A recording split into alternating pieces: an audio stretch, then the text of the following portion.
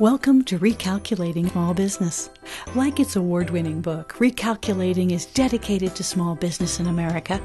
Your hosts are Don Mazzella and Dan Perkins.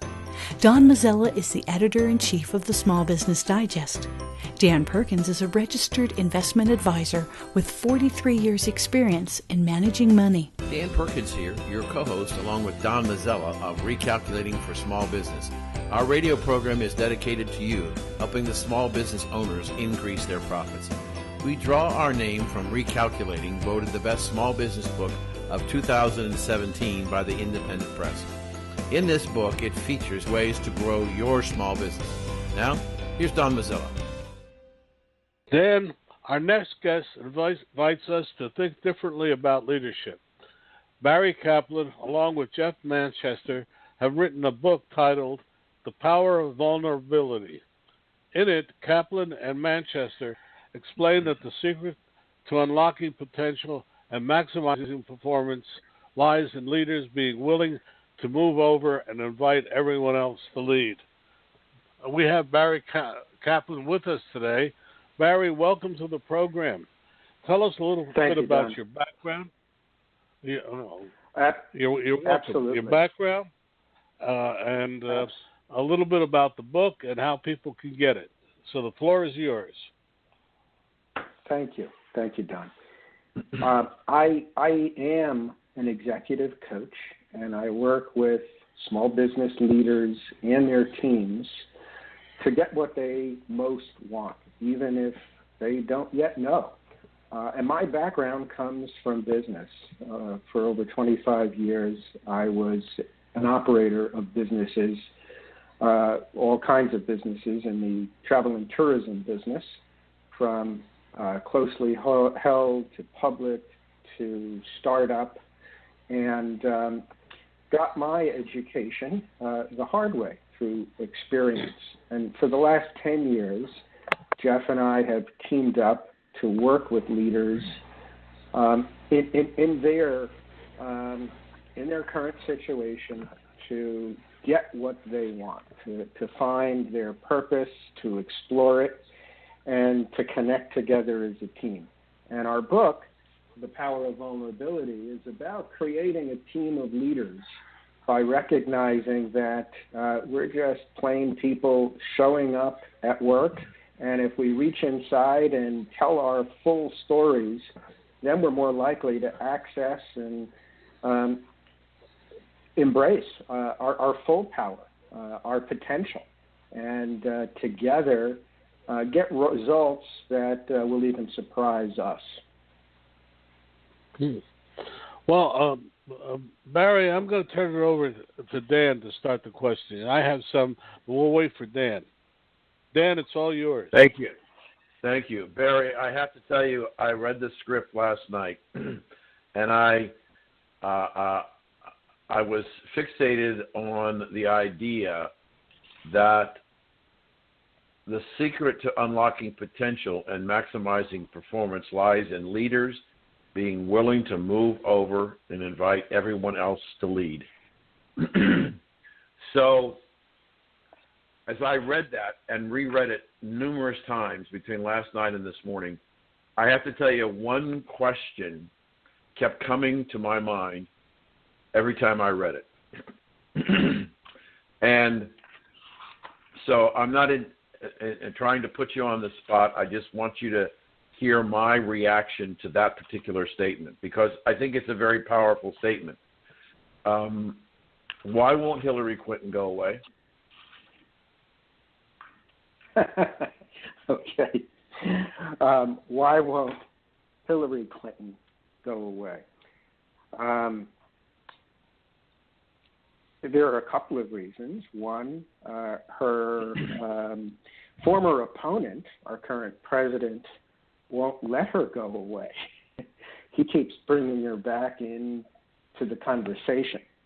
And that inspires her to stay in the energy that brought her to the show in the first place. But I think ultimately it is about Hillary.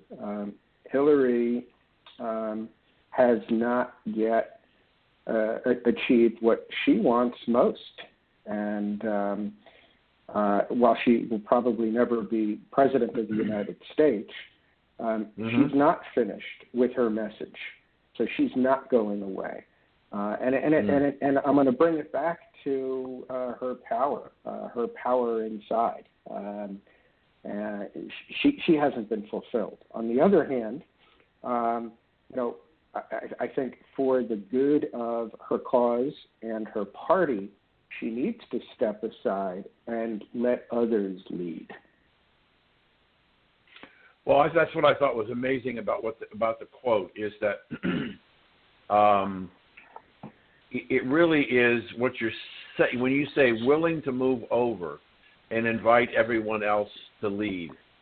I've done a lot of consulting in my 40 plus years in business for big companies and small companies. And one of the things that and since our program is about small business, one of the things that I've seen is that the leaders, the founders, if you would, sometimes can be the greatest impediment for the company moving to the next level because their inability or unwillingness to share the reins, if you would, or turn over the day-to-day operation of the company to somebody else, whether it be an employee, whether it be an outsider they bring in, or one of the family members. It's very difficult when people have built something to give it up. Absolutely. And, that's what we can call the Hillary phenomenon, but we see it all the time in small businesses, family businesses, closely held businesses, even large businesses. Succession plan doesn't start when the person dies. Succession planning, frankly, starts from the first day in one's tenure. And that's the proper way, not just for planning, but the proper way for igniting the potential inside the team. We find there are so many young leaders who have so much potential that is yet to be tapped because they're waiting for permission from the boss, from the owner. Part of our plea is for us to give ourselves permission to unlock the power that we have inside and to step into that power and speak up, speak out, stand up, and challenge. So rather than wait for the boss, our belief is that we can actually look for leaders inside the team. It doesn't have to be the boss. Anyone can step up, can step and step in, and that's part of the call to power that we're advocating. So let me follow that, if I could, with another thought. Don and I have talked to many people over the last 10 to 11 months, talking about the changes in the economy because of the Trump phenomenon. We had an 8-year period where we had marginal growth in GDP at best, a period of time when many people, business leaders, were reluctant to take any more risk than what they were already taking or taking any risk at all. They downsized their corporations. They've done a lot of things defensive in nature. Now, all of a sudden, we have Mr. Trump, who is the champion for business in general for the United States, believing that is the business of America. And there's been a whole fundamental shift in psychology about willing to take risk and the opportunities for growth. We've got the Federal Reserve Bank in New York is now saying that they think that fourth quarter may approach 4%. Goldman Sachs says that 2018 probably will be 4% plus. Numbers we haven't seen in a long time, almost an entire generation in the business cycle. So we've got a problem of how do we take organizations that have been defensive and turn them into offensive weapons. Absolutely, and that's the potential. That's the power of vulnerability. And we use vulnerability as courage, not as weakness. Vulnerability is the risk. It's the risk to go inside and ask the difficult question, to challenge myself and my team. It's about taking the risk because even though we're uncertain around the outcome. It is shifting from a defensive posture where I am coming from a spirit of scarcity and protecting what I have to a spirit of abundance where I'm willing to take the risk to achieve more, to get to potential, not only in terms of production or profits or performance, but in terms of the potential of my creativity, of the potential for the innovation of all of us as a team. And the great thing about risk, as we know, is that we want to diversify. And we can diversify our risk across the team when we let everyone in on the team to speak up, to bring everything they've got. So the power, leveraging the power of vulnerability is about taking that risk, about going beyond the edge of what I thought was permissible because of my own self-limiting beliefs, because of what the boss or the owner has mandated, or what I think, the story I tell myself around the boundaries that he has set. So I think this is a way for us to tap in to the psychology around us that is going to provide a historic catalyst for risk-taking and growth. We're speaking with Barry Kaplan, co-author along with Jeff Manchester on a new book coming out quickly called The Power of Vulnerability. Do you have a website for your book or for your company at the moment? Yes, our website is shift180.com. That's the name of our company, SHIFT180.com. You can order the book on the site or through Amazon or Barnes & Noble or IndieBound. Okay, super. Thank you. Let me pick up a thought from Don. We have a very large small business management and small business companies that follow our program in pretty good numbers. And given if I could ask you to take a moment, and the first question deals with owners. What are 3 or 4 or 5 things that the business owners that we've been talking about who've been reluctant to let go of the strings and step aside, if you would, as you call it, and look for new leadership within the company?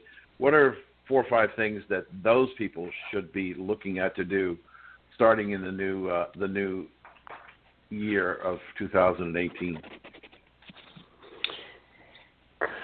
Great question. And let me start off with this. Safety is probably the most important ingredient in leveraging the power of vulnerability. So we start by going slow to go fast. So owners who have been resistant, typically because of fear or their own self-limiting beliefs, it's okay to go slow to go fast. And the first thing we want to do is connect at the source of power.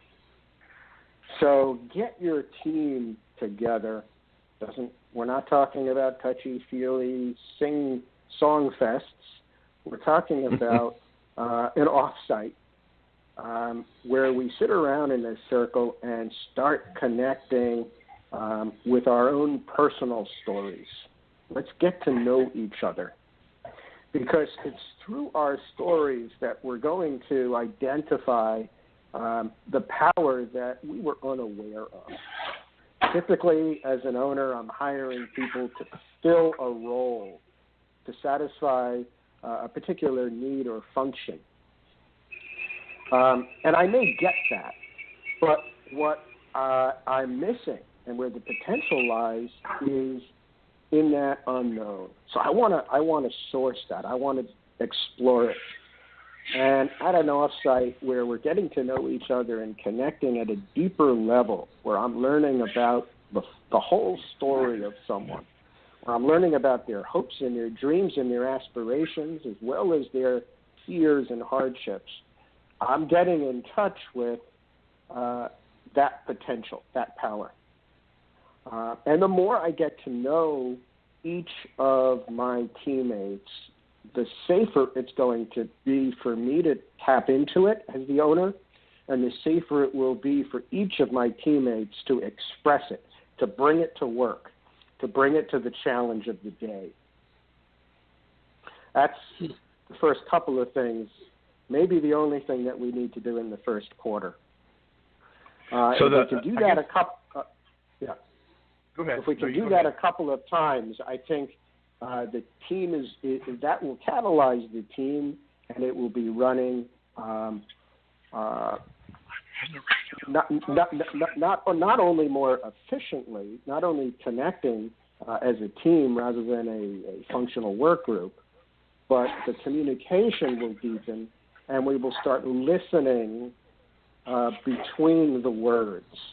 We will start seeing opportunities that we had previously missed. So rather than give you a list of 5, I'd rather focus on that. Dan Perkins here from recalculating.biz with your featured book. I want to tell you about a recent interview I had with Bob Bethel, a turnaround specialist with lots of success in small business. Bob's new book is Strengthen Your Business, Fail-Proof Strategies for Small Business. He tells us of his life successes and failures that have made him and his clients so successful. Over the years, Bob has brought 77 companies back from the brink and changed them into thriving, profitable businesses. His energy is amazing, and at 74, he proves that you can still have a great deal to give others if you just try. His suggestions are easy to understand and very helpful. One insight struck me was that most companies do not have a plan. The old Chinese proverb says, if you don't know where you're going, then any road will take you there, is true today. Bob Bethel's book, Strengthen Your Business, can be found at Amazon.com or can be ordered at your local bookstore. This has been Dan Perkins with your Recalculating.biz featured book. Dan Perkins here with your Recalculating Small Business tip of the day. Do you know what spilled milk smells like in a few days in a hot car? Many small business people use their trucks or cars as transportation for them and in some cases employees. It's also a place to do business and you want to keep it clean. I have a builder friend that took a new employee to a job site who packed his lunch. At lunchtime, he bought a carton of milk to go with his sandwich. One day, the worker didn't finish the milk and set the bottle on the floor. When he shut the door, the milk fell over and spilled on the floor and sat there for the rest of the day, and then the employee returned and noticed that the milk had been spilled.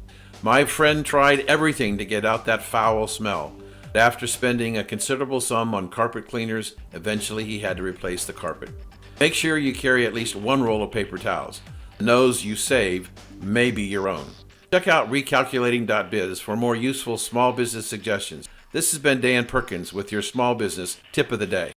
Welcome back to Recalculating, the program dedicated to American small business.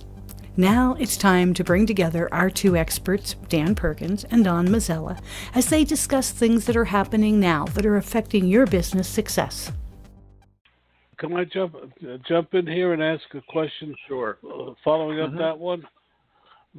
Yeah. Because in my experience, Barry, and by the way, this is a fascinating discussion, and Dan, you've taken us ways I hadn't even thought of. But what I've found is, in my experience, for instance, at one point I put a 26-year-old a woman as editor-in-chief of a 300,000 circulation magazine, and she that was in the dredges, and a year later we won the National Press Club Award for Best Consumer Magazine. But other times I've put people in, and they've shrunk from the responsibility. how do you choose? How do you know that you have the people in place that enables you to let them lead? I know it's difficult to get the idea of leading, but how do you find the people that can lead? Well, it's a great question. And let me start by saying, even though it is complex, if I don't select someone to lead, then I'm going to stay in the same place. And I will be stuck as the owner with the limits of my potential. So I've got to take that chance. I've got to take that risk. And going back to what I was saying earlier, as you experience, sometimes you take a chance and it works, and other times it doesn't. There is a chance. But the more I connect with the people, the more likely it is for that person, that next leader, to emerge because she steps in. So it's not just up to me as the owner to guess right or pick well or take a chance and hopefully win. It's also about the talent emerging because I am creating a safe place, a safe environment for the talent to rise, for the talent to emerge. So it could be the 26-year-old who's the most recent hire, or it could be a 62-year-old who is just coming out of her shell. It's not about age or even experience, and it's about that untapped potential inside that I am inviting out, that I am letting emerge. So as the owner, I want to make it safe for that to happen, so I can shift some of the burden or responsibility to the team, for the talent to come out. Thank you. I want to follow up on that because I see, as a small businessman myself, who also worked on Wall Street, and as a result of working on Wall Street, had staffs of people, in the hundreds working for me. In a small business, it seems to me that it's easier to identify, as Don just talked about, somebody, because the owner in any kind of an important position within the company, the owner is going to be very much intimately involved in the hiring process. But in a large company, the president may have a tacit interview, but maybe it's left to the division directors or department managers and human resources to find the people that they need to help the company.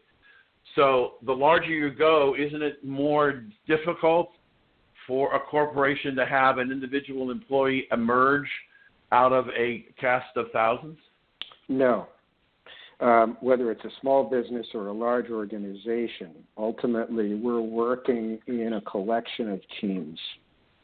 And for us to truly create a team of leaders, I, as the CEO, may have 7 direct reports, each of whom have their own teams, each of whom may have their teams. So we become a number of circles that come together that create that create the power of the organization. And as the CEO, I want to infuse my leaders with that same zeal to create teams of leaders. So my HR director or my VP of manufacturing is merely a surrogate for that spirit that I bring to my own first team. Yeah. And when that happens, it cascades. Okay. The company is stagnant and doesn't go anywhere. If we don't create the opportunity for people to emerge, then your implication is that the companies really can't grow and prosper. So we've been talking about management in the last few minutes. In the few minutes that we have left, can we talk about employees? What should employees do who feel like they can make a difference in the company? What should they be doing to let the management know that they want to play. Or as somebody once said, Coach, give me the ball. Exactly. And that's part of it. Coach, give me the ball. Raise your hand. Speak up at a town meeting or even a Friday afternoon pizza and beer party. Speak out. Speak to the boss. Find an opportunity to offer that idea or challenge the status quo. Rather than complain about something that isn't working, challenge yourself to take responsibility for a new innovative approach, or be bold and write it out and submit it. It doesn't have to be formal. It can be very informal. The point is a couple of fold. One, most people who we survey say, I have more potential than my company realizes or that my boss has tapped into. And you can suffer from the self-limiting belief that will always be the case, or you can overcome that story and tell yourself another one. I can. And more importantly, this year, I will. I will speak up. I will knock on the door, raise my hand, sit next to the boss. I will write an email. I will challenge the status quo with a new way of doing things. And if I don't succeed right away, I won't be, I won't take that as failure. I will take that as learning another approach. I will fail fast and come back and be even stronger. If I drop the ball, I'll pick it up. Do you think that there are a number of employees, I'm not going to try and quantify, just a number of employees who rather than fight, choose to switch, choose to leave the company because a recruiter, and I think this is going to be a problem, a serious problem of human resources available who feel like they contribute to move on. Yeah, I absolutely. And what happens? What happens, Dan? They go to the next place, and often the same thing happens. So they become professional switchers, and that's great. That's great for the intermediaries who arrange for that switch, but it doesn't really help the individual, and it certainly doesn't help the organizations where they are. Sometimes the switch, or as we call it, shift, the shift has to be inside me. How do I take responsibility for what happened here and make that change? I'm the CEO of my life, and I can step into my power by stepping in and speaking out. So let me try that first before I switch. Maybe that's ultimately what I need to do. But let me test it here. It's safer to test it here. Yeah. Dan, I hate to break in. Dan, I hate to break in like this, but it's time to Barry Kaplan, tell us your book again and how people can get it. The name of our book is The Power of Vulnerability: How to Create a Team of Leaders by Shifting Inward. You can order it by going to our website. The name of our company is Shift 180, and our website is shift180.com, shift180.com. You can order it on Amazon, Barnes & Noble, or IndieBound. The Power of Vulnerability. Thank you so much, Barry, for being with us. Thank you, sir. Thank you. Thank you. Want to know more about health savings accounts for your company or yourself? Go to 2hsa.com and get a free employer's primer. Health savings accounts are a cost-effective way of offering health care benefits to your employees and yourself. HSAs build retirement funds for your employees, improve morale, and reduce your health care benefit cost. For a free employer guide to HSAs, go to 2hsa.com. That's 2hsa.com.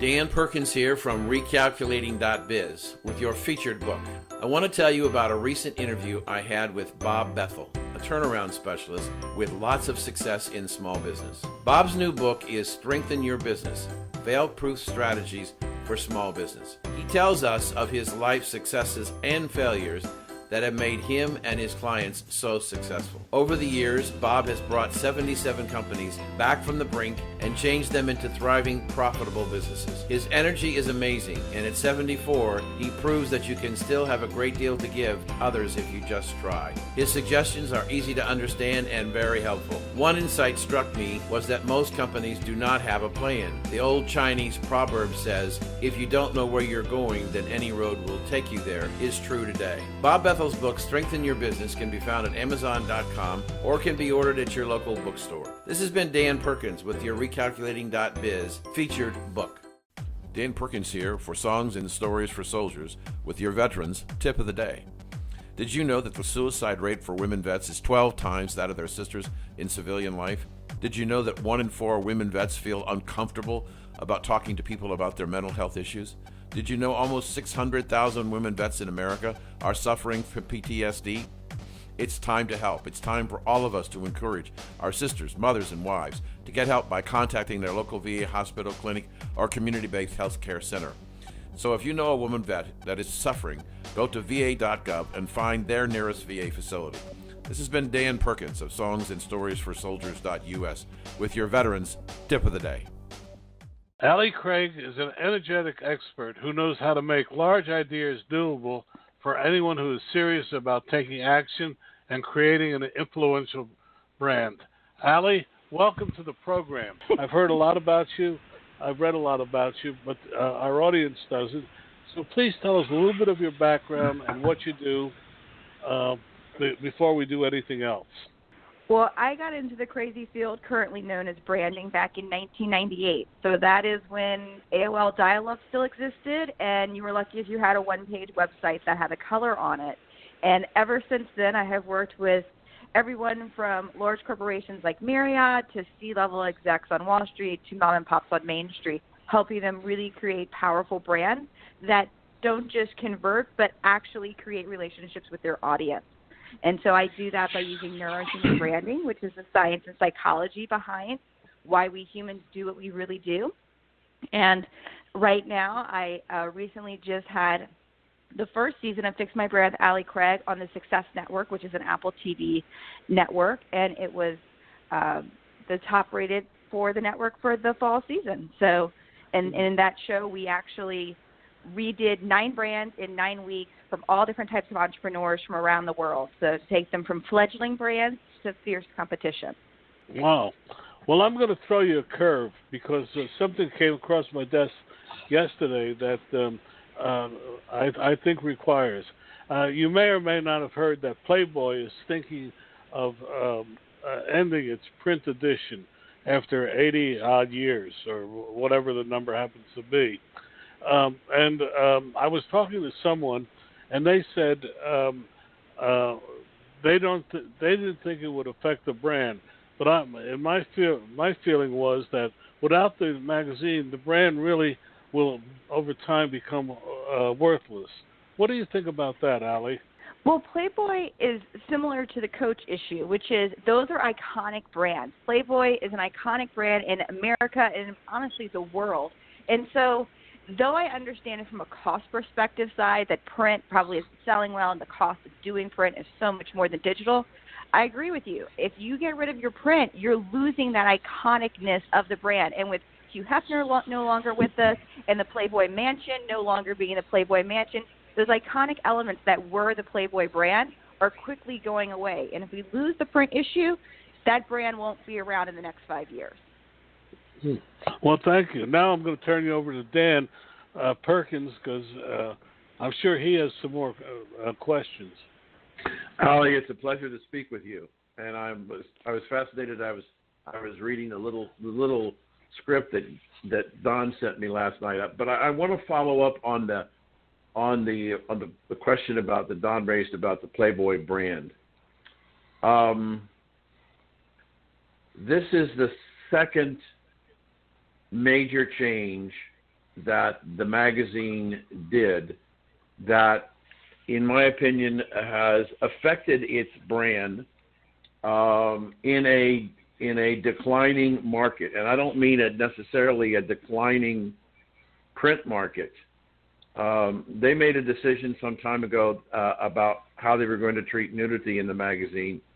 And now they've been working very hard on trying to build an online presence. And but people like myself and Don, the older generation, the baby boomers, grew up with Playboy.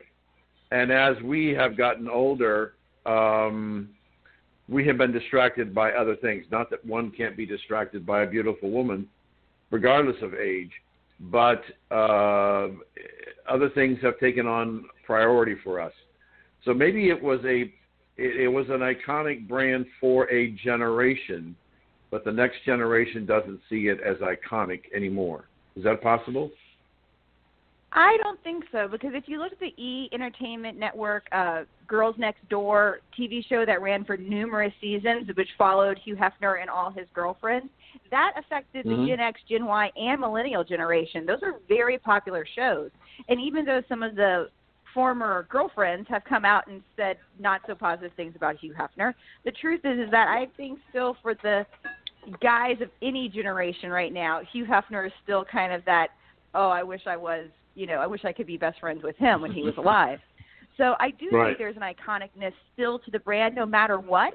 I think what the brand didn't do properly is it didn't get into the new era of digital because it was trying to distinguish itself from just being porn. I mean, let's be honest here. Right. So, so in doing that, it lost its marketplace of the online younger generation a little bit, but I don't think it can't be returned. I think it could happen if they want to start thinking outside the box and maybe go back to some of its culturally historical elements, like the Playboy Club and the elements they used to have back in the 50s and 60s. It wouldn't be a bad idea to consider maybe bringing that back, because I'm pretty sure a Playboy Club in Vegas would do really well nowadays. Yeah. So let's move away from sex, drugs, and rock and roll and move back to our business, which is small business. Tell me, I'm a small entrepreneur. I may have myself and one other employee. Why should I be concerned about my brand, or do I even need a brand? You already have a brand. So if you don't define your brand, your audience and your competition will define it for you. So it would be better to control the conversation versus have someone else control the conversation on your behalf. So everyone already has a brand. Even if you work for a large company or a direct sales company or something like that, you still have your brand within that organization. And if you're a true entrepreneur, of course, you have your brand as your company and your business as well. So a small businessman or woman, why is brand important to them? Well, basically, when you look at where branding came from historically, brand started in the late 1800s, or when Coke and Pepsi and all, we had all these inanimate products coming out. So mom and pop weren't selling the products. You weren't going down to the Farmer Joe and getting your produce from Joe necessarily. This is when the industrial age started to come about. And so we had to create brands to sell the products because no one was buying just Coke sitting on the shelf. So we had to create a personality around this inanimate object, and that's where the idea of branding has come from. The great thing that entrepreneurs miss most of the time is that being a small business doesn't inhibit your brand. You already have a defined personality, and so understanding how to use your personality to your brand's advantage for what your audience relationship should be is actually easier for you than it would be for a large corporation to do. So let's use ourselves as guinea pigs. Let's deal with recalculating the show that you're on right now. We have positioned, and I use the word position versus branded, but maybe they're compatible. We've said that we want to be the authority for small business owners in America on the radio, and so we've established what our brand is. Then how does one go about in today's electronic world? How does recalculating.biz increase the awareness by expanding its brand? So that's twofold answer on that one. So first off, I do kind of wonder if you have a position over a brand, because a brand is about a relationship between you, your product, so you and your product is one, and your audience that you're serving. So if there's no relationship necessarily there, meaning engagement, interaction, then it's a position more than a brand. So then to the social media point, it is all about the relationship. And most brands, most small businesses don't necessarily do this accurately, because we look at social media as a to-do list item. Like, check, I went and posted on Facebook today. Check, I did a LinkedIn article today. And that's not what it is at all. It is a relationship. This is just supposed to be a way, as if like you were going down to the golf range to go shoot some balls, and you were going to go meet up with potential clients there. That's making a relationship. Same thing for social media. It's not necessarily about just throwing content out there to say, hi, look at me, look at me, look at me. It's about engaging and really creating that relationship. And sometimes it's really hard for small businesses to do, because it takes time. And you have so many potential people, which is great, but because it takes so much time, and that's the number one thing most small businesses struggle with, is finding enough time to get it all done during the day. I wanted to jump in here and just modify a little bit and ask a question, because you asked Allie the question I was going to ask her, because from what I've heard, she's really one of the top, best around.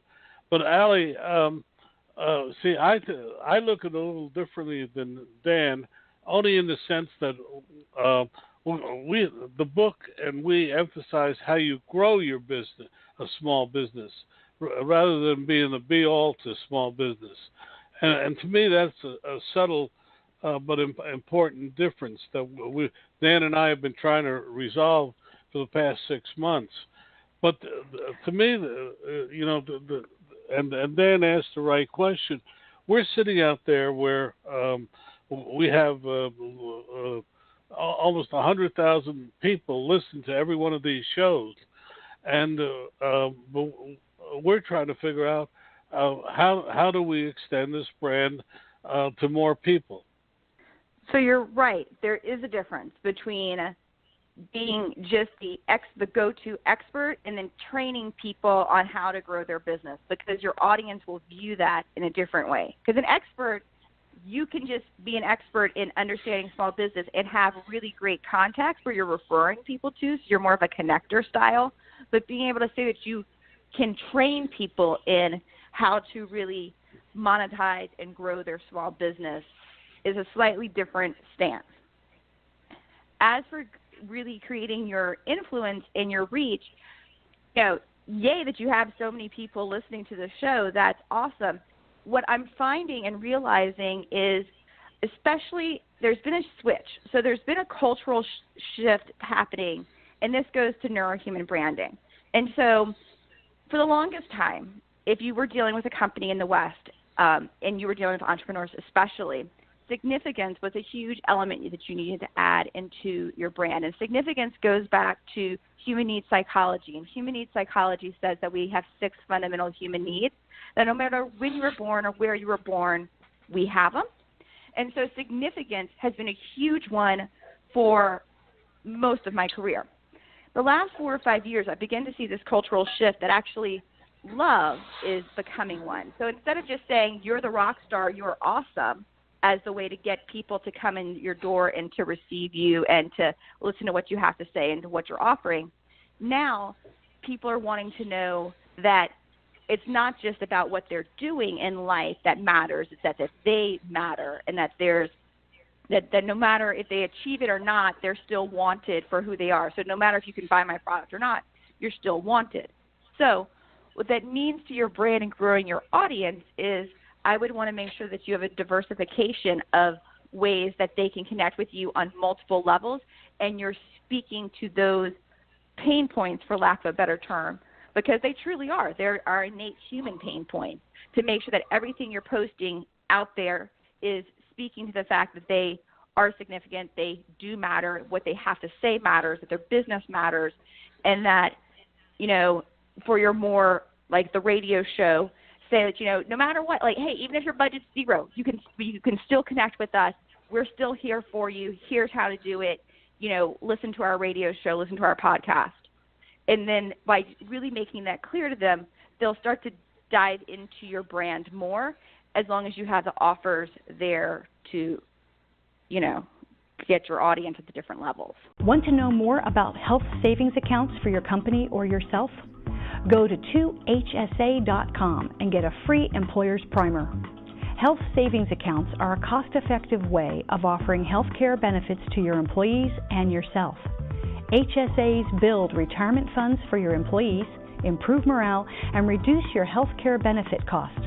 For a free employer guide to HSAs, go to 2hsa.com. That's 2hsa.com. Dan Perkins here with your Recalculating Small Business Tip of the Day.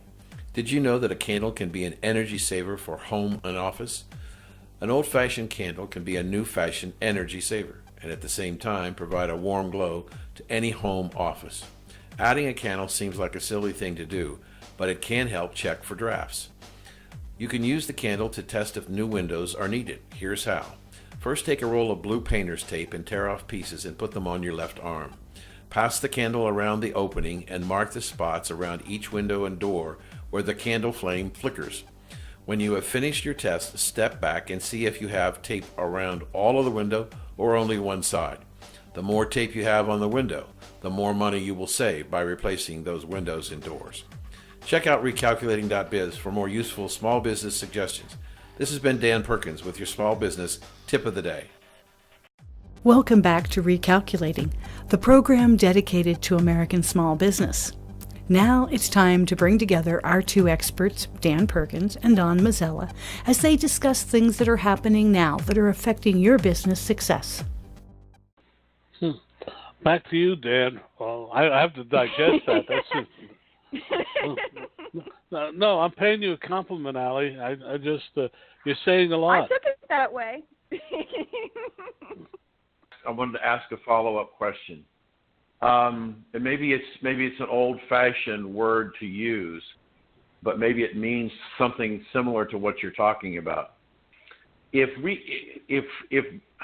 I used to teach in Wall Street how to sell, and I taught brokers how to sell all kinds of products, but I tried to teach them to understand the selling process, and that in trying to get a new customer, you may have to make 5 to 7 contacts in order to convince that particular customer or potential customer to come and bring their money to you to manage.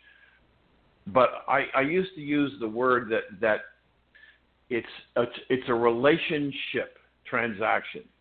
What I meant by that was that if you have one way, only one direction of your communication, and you don't have an opportunity or a platform or a vehicle, whatever the right word is, for the communications to come back the other way, then you're creating not much of a bond or relationship with that particular customer. So what I'm thinking is, if you look at our show, we send out information through people like you. We do interviews, but there is very little. I think there's very little structure within our venue in order to allow the customer to come back to us. And so my question, I know it's a long way to get there.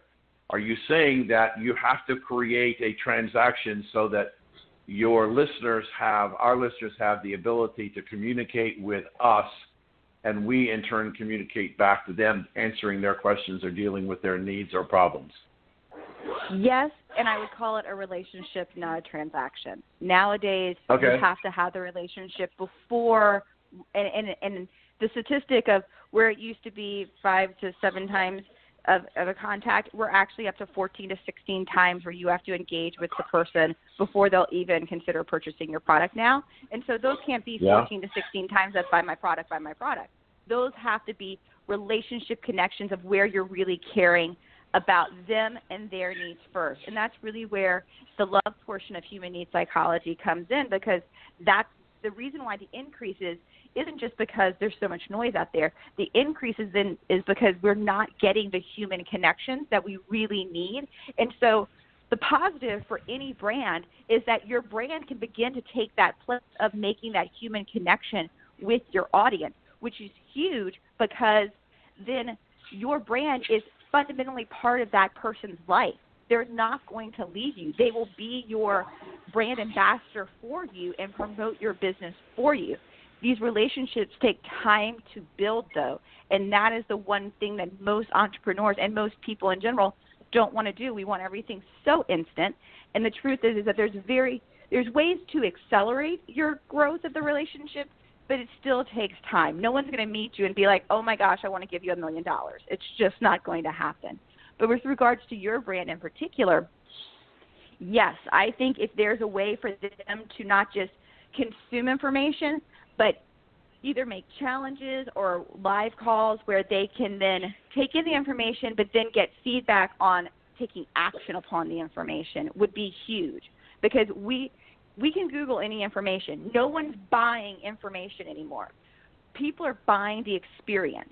Whatever you do, if you sell an e-product, you're a business coach, you are selling a product, they're not actually really buying that. They're buying the experience you're giving them. And so you need to create a more well-rounded experience within your brand to have them dig in deeper and become those brand ambassadors for you. Okay. Given that we're talking to somebody like you and the gentleman we had before you on the show, and we're dealing with a plethora of experts who have great amounts of experience and knowledge to share with the audience. If we could just use your organization, you for example, I don't know whether you're taking on new clients or or what you're trying to do, but it would seem to me that if there was a way that we could facilitate a relationship between a potential user of your service and you on a handoff or a direct basis, then we would be providing value to our listeners in helping them grow their business. Does that make sense? Yes, and totally yes, because true vetted referrals are the hardest things to find nowadays. When you are talking about small business and entrepreneurs, the truth is that for some reason we don't like to really share our resources with one another. And so though you may go to networking events or online, you're really kind of stuck at the mercy of the ads, like what ad is going to sell you the best. And just because someone makes an amazing Facebook ad or does a great webinar that's trying to sell you into their course doesn't mean they're truly an expert or the right expert for you. So I find after doing this for almost 20 years this year, my greatest resource that I give to my brand is I have a plethora of very vetted experts, because the truth is that when you're building a brand, you need teams. You need people to help with your website, your print, your graphics, your copy, your Facebook ad, your social media, all these pieces now. And you can't do it alone. And the truth is there's a lot of people who call themselves professionals in any field, and they're not really professionals. So by being a go-to resource of knowing that whoever you refer to is truly an expert and won't screw that company over, that brand over, is godsend today, and so wanted and needed, and you can't Google that. So you're saying, if I'm understanding you correctly, you're saying that a genuine, provable endorsement has enormous value. Huge. It's social proof, okay. But it's social proof in a level because you already are known in your niche. It's not just, we all see social proof on websites of these testimonials. You're like, well, who's that person? I have no idea who they are. Susie at SusieQ.com, like whatever. Don't know who she is. But people already know you and trust you because of the platform you've created with the show. And so by whoever you guys endorse, that holds social proof weight of that, yes, this person is the real deal. This person really knows their stuff when it comes to leadership or marketing or whatever their expertise is. So you guys are already there. You're on the right path. Okay. So let's move away from us and let's go back to our listeners, the small business, even though we're small business people too. If they really want to try this concept of brand, what do you do that would help them? And are you looking for new clients? Everyone's always looking for new clients. And if you're not, then you're not in business on some level. And the truth is you already have a brand. If you chose it or not, you have a brand. And most people have already started to create pieces. And I love hearing this. They're like, hey, I'm new, and so I'm just going to, like, piece this together for a little bit. And it can work to a degree. But then there always comes a time, normally the 4 to 6 year time frame if you make it that far in business, that you realize because your brand isn't your logo, first off. Your brand isn't your website. Those are all pieces to your brand. And your brand is the visual and verbal representation of what you're about and what you're standing for. What is this relationship that you're in between you and your audience? So you have to look at the elements of your brand, so your website, your business cards, your logos. They are pieces to a puzzle. And so they should, in the end, all fit together to make this beautiful picture of what your company is about. So that way when someone does see all these elements put together, your audience sees what you're about and in turn says, that is the company for me. Okay. So we're almost out of time. Give us, let our listeners know your website and any other information that you want to give them about you and your services. Well, the easiest way to get a hold of me is to go to AliCraig.com, AliCraig.com, and there you can see all of my different companies and projects that I have going, from branding services to the reality TV show and everything else in between. So it's the easiest way to get a snapshot of who I am and what I offer to you. Super. Thank you so much. Don, back to you. We have been talking with branding expert Ali Craig. A link to her website will be on www.recalculating.biz tonight. Also on our website, you can hear a recording of every Recalculating show. You can email us at editor@recalculating.biz. Ali, thank you so much for being with us. Thank you guys for having me. You know, Dan, before we go any further, I want our audience to know about your new runaway hit book on Alzheimer's disease and how it affects teenagers. Please tell us about it. Yeah, Don, thank you. The book is called Why Can't Grammy Remember Me? It's a book written primarily for children ages 9 to 12, but really needs to be read by the entire family. And what I try to do is I try to take the subject matter of dementia and the challenges to a different level in the form of a mystery story with my two little detectives, two little girls, Hudson and Charlotte. And it really creates a breakthrough opportunity for small children and parents and families to begin to understand the problem with dementia. See, Don, the real challenge is that the children are the forgotten people. Mom and Dad spend so much time working to try and take care of Mom and Dad, they don't take the time to explain to the children what's going on in Grandma or Grandpa's brain. So you can buy it at Amazon.com, or you can order it through your local bookstore or any online bookstore besides Amazon has it available. Why Can't Grammy Remember Me? Illustrations are spectacular. A story by Dan Perkins. Your runaway bestseller, new book. Why Can't Grammy Remember Me by Dan Perkins. Well, we enjoyed the show today, and we encourage you to go to the website, as I said before, recalculating.biz, listen to last shows, and we're also going to start giving you some heads up about who's coming in the future. And we thank you for listening, and we'll see you on Thursday. Thank you for joining us on Recalculating. We hope the information you received on today's episode was helpful to you in starting and growing your business. Please go to our website, recalculating.biz, to contact us, to listen to past shows, and see special offers. Until next time, remember, if you grow, we grow. Join us next week for more helpful ideas to make your business a great success. Recalculating, a program designed to help you be successful.